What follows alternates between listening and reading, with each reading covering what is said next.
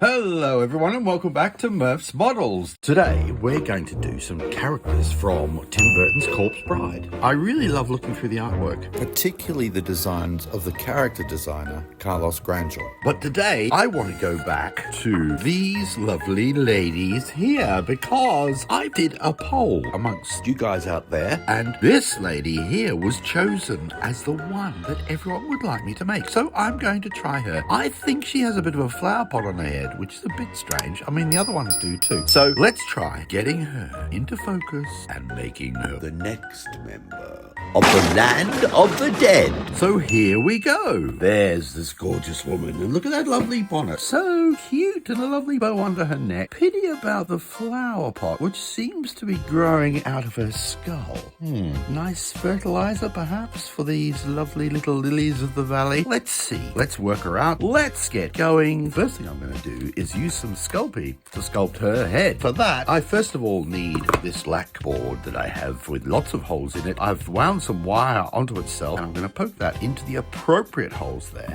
Now, to get the shape of a head, of course, I need loads of aluminium foil. So let's do this like that. Scrunch it around and create the shape that will become her head. Now what I want to do is poke some eyeballs into the skull with my favourite little eyeball scruncher. And after pushing away for what seems like hours, there's a nice deep eye socket. So let's mark where the nose is right here, and it's out with the scalpel blade, and then dig into that nasal cavity and then get a bit of a hole in there. And then also this bit here, which is the mouth. Also want to make a gap in there, so we can get out the scalpel blade. Need to be quite tough with this. Let's see if we can pull this stuff out. And now we're going to get some strips of masking tape just to make that edge a bit cleaner so that foil doesn't get mixed up in the Sculpey. Over there like that. Okay, so now it's time to get some Sculpey and turn this into thin flat sheets that I'm going to put onto the head. And there's her first eye. And by adding layers and layers of Sculpey, somehow I managed to get a mouth that didn't look that far from the design. So I'm just refining it here with my favorite wooden sculpting tool and cutting out that far edge so that I've got room for the teeth. And then it's time to get that little cheeky grin going with a bit of a sag around the top of the mouth. I'm next going to do some crinkly bits down here. A little bit of a chin on either side there. Here we go. A little bit there. Oh, that could go a bit lower, actually. The wrinkles and the crinkles. Mr. Grangel definitely liked a wrinkle. And I like a wrinkle or two as well. A little bit of perhaps a beauty spot for this dear lass. Now, the nose. First up, draw out the shape. I need to cut out that centre bit. Push that out if I can. Come on. Use a bit of gravity. Oh, no, gravity is not working. Gravity is not my friend today. Come on. Better. Next up, it's time to do the wrinkles and the crinkles around the eyes of this lovely lass. Just want to get those wrinkles in to begin with. There we go. Then I'll bake this. And just before I put it in the oven, I'm going to use this sandpaper to give it a bit of texture. Now that it's all hard, it's time to get some black acrylic paint into the mouth before I paint those dastardly teeth once they're sculpted. Now, these teeth here, they're not particularly gorgeous looking teeth, so I'm going to make these teeth not so gorgeous. Kind of push this in, cutting this edge off either side, get rid of that, and then push in these two teeth like this. Yeah, that works. I'm going to do these two eyes with a nice small pupil. And for doing that, I am going to use some Sculpey, press it over the eye, cutting the excess off. Then maybe with a little bit of water, find a nice skinny modelling tool and push it up inside there to hold the Sculpey in place. And then I will push in a bit of a hole so it's a finer pupil. And once I've done that, it's bake it in the oven and then paint them white. So next up, I'm going to do these eyelashes. There's about 8, top and bottom. All I need is some lovely thin 5mm wire. I shall cut this off, and I am going to measure off about 8. And boom, boom, boom, boom, boom, boom. then using your delicate fingers, you need to bend it. And this is a small one, so these are the most tricky ones of the lot. A bit of a curve like that. And then do the others in the same way. Okay, and then there they are, ready to become eyelashes along with these other dudes. And those will go onto the eyes, around here, around there, and around there. I think it's time to do the bonnet for this Sassy Lassy with the Flowerpot hat. So this is a Flowerpot right there. All I need to do is find something tubular to use. I've found this fabulous toilet roll. What could be more perfect than a toilet roll to get me going on making her bonnet? 2.5 centimeters all the way around. Hopefully a sharp scalpel blade. Not always sharp, my scalpel blade. Let's see if this one is. Ready? Ooh, that's pretty good. On top of her head. Very nice. Cute. I think flower pots, if I remember correctly, are quite angular, and then we have a nice thick rim at the top. So I'm going to do that with this. If I mark about halfway either side, get some scissors, cut in there. Boom. Boom, get some masking tape and create that curve either side. We'll just round that off at the top. So now that I've got the shape with some Sculpey, I'm going to do a strip to make that thicker band around the top and trim it off like that. There we go. There we have lovely flower pot top hat. Okay, ready to take that to the baking tray.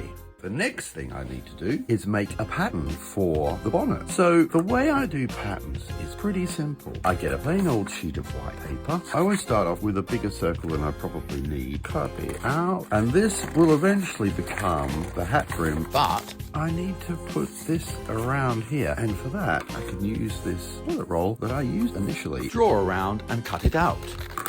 I'm going to cut it across the back. So that will sit in here. And already you can see that I've started to make a little bit of a bonnet for her. And if I pull that around and mark where it sits at the back, I've already started my pattern without really even trying. So now cut that off like that, and this bit off here.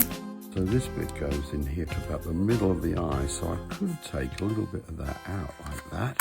I'm going to put some balance marks here while I remember it, because this will help me to know where to put it in the end. I can see that that needs to go a bit straighter on that edge, so I need to get rid of a bit of that. So already we're starting to create the shape that we need for the rim. That's a bit straighter than that edge, so I'm going to do this a little bit. So I'm going to put a little bit of tape on there because it will glue down straight when it has that fabric for the ribbon pulling that into the neck. Now I'm going to do this scoopy bit at the back. So I'm just going to get another bit of paper, fold that over, trim the edge, and goes out like that.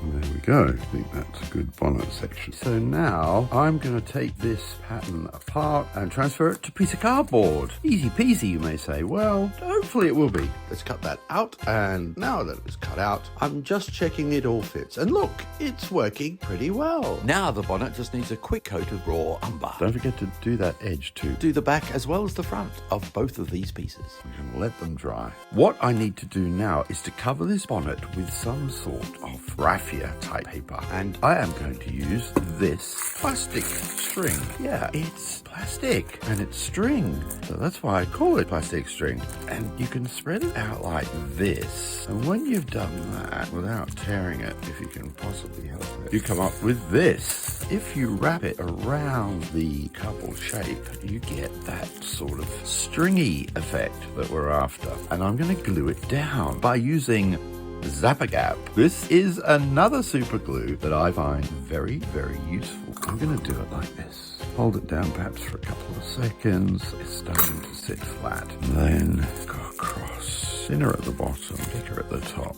And a little bit of super glue in there. And glue it down as you go. Try and do it without gluing your fingers to the hat. Not as easy as it might first sound. That is the colour of her flesh. A rather luxurious blue. The first thing to do is to moisten the whole of the sculpt. I'm going to get a bit of this watercolour here and now put a bit of blue in. And it's kind of showing up the wrinkles a bit, which is nice. And just to lower the intensity of the blue, I'm going to add a little bit of white. Oh, it's quite a lot of white. It's giving it a bit more of a gentler blue tone. Now I'm going to go in on the sides with a bit more darker blue on the edges. And there we have have the basic paint job. So now comes the nerve-wracking time when I've got to put these eyes in, because it's all about getting the correct placement of the pupil. I might just push that one up a bit. This needs to go across. Yeah, that's pretty good. Just a little bit of super glue. Hold these eyes in their position. Drop there, drop there. And then use a pin to make sure that glue gets down into those sockets. I create a snake with a point at the top and the bottom.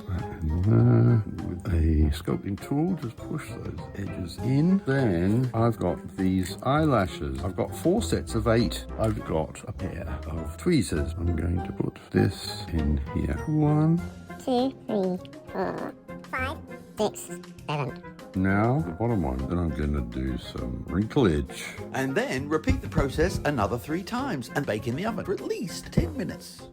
So I finished painting this head. Now it's time to put on the lovely bonnet that this lovely lassie has. It's here like magic, ready to be glued on. So I'm going to push that on and around. First of all, I'm going to check my marks. There's a little, very faint pencil mark, and there, because you won't see that bit, I'm going to glue that down using my glue gun. So I'm going to put a bit more glue inside here and glue this down.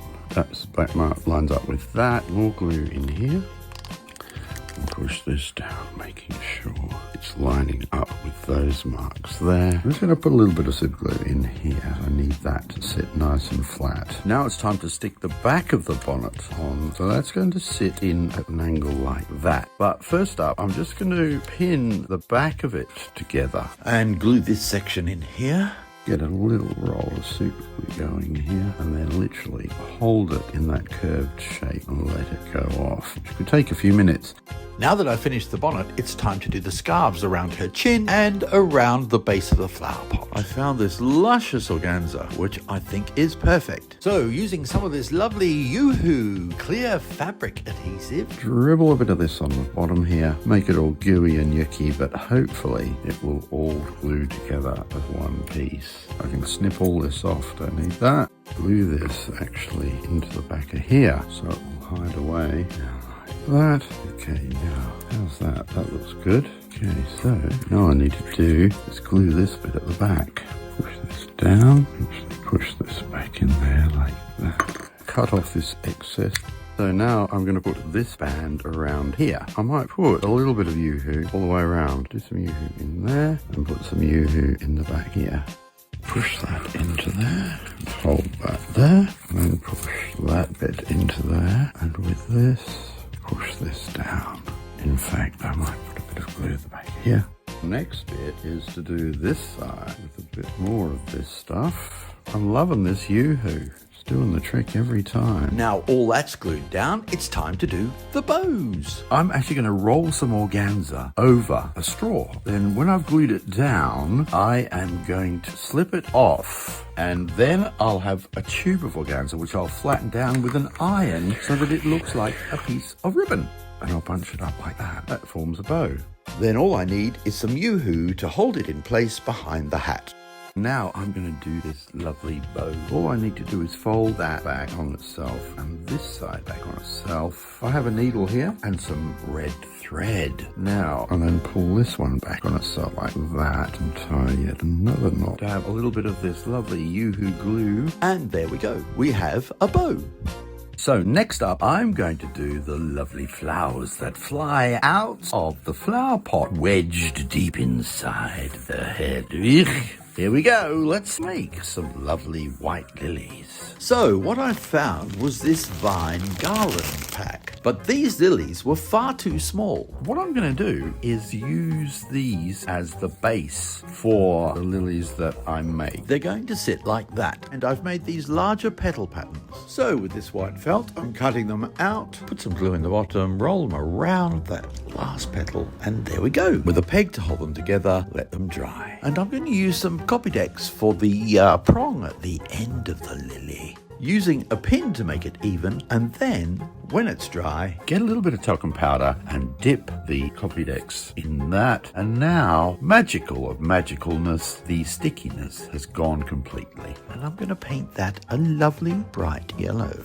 Finally, it's time to put some glue on the stem and then twist some green tissue paper around the stem. to finish off the lily to go with all the other lilies that I'm going to put in that flower pot. First up, I've cut out a piece of plastisode just the right shape to fit inside, so that all I need to do is push in the lilies, and there we go. We have the flower pot full of lilies. Okay, so another thing is these little tufts of hair coming out of her bonnet from here, up in here, and also on the side there. So, to achieve that, I think I'm going to use these very useful spongy scourers, especially the blue one. For instance, for this piece here, what I need to do is glue it inside there. So I need to draw the shape of the hair. Oh, and like magic, there it is. And somehow I've got to cut it out and make it look like that hair bun at the back of her bonnet. Aha, there we go. That's looking pretty good. Excellent. So next up I need some purple paint, because that's going to be the base colour. Look at that lovely purple. Lovely jubbly. And when they're all painted, leave them to dry. So it's time now to put this hook into the back of the head so that she can hang on a wall somewhere. Just going to put a little bit of super glue in the holes. Just let's chop this wire off. Literally just brush some brown through. And as always, I like finger painting. Painting with your fingers. Lovely. Now, push in those droopy lilies now that they've been glued into their base. And now for la grande finale, glue in those lovely blobby purple bits. All we need is a little glue gun here and there. And there she is. The Sassy Lassie with the flower pot hat.